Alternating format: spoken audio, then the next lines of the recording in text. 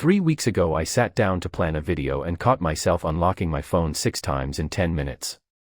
No notification. No reason. My thumb just moved there on its own, like it was running a script I never wrote. That should have scared me more than it did, because I write, edit, and post everything from that same phone. I can't put it away. The tool and the trap are the same app icon.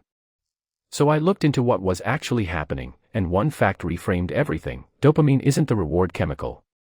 It's the anticipation chemical. It fires before you get anything, which is why your hand reaches for your phone before your brain even decides what it's looking for. And because the reward is unpredictable, sometimes a good video, sometimes nothing, your brain treats every unlock like a slot machine pull. Unpredictable rewards are the most addictive kind there are.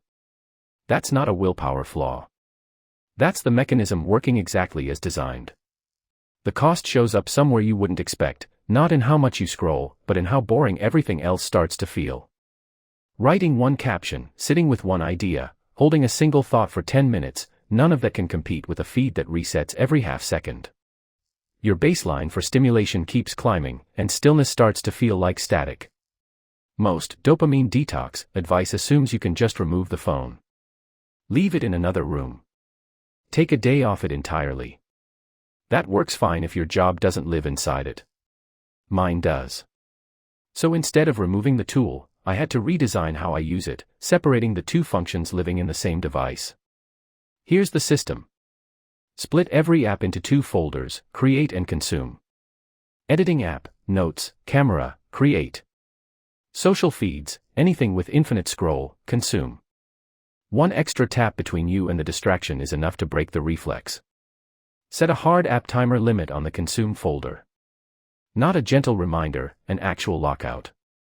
The system enforces the boundary so you don't have to negotiate with yourself mid-scroll.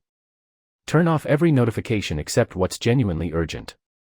An app that can interrupt you at will trains your brain to expect interruption as the default.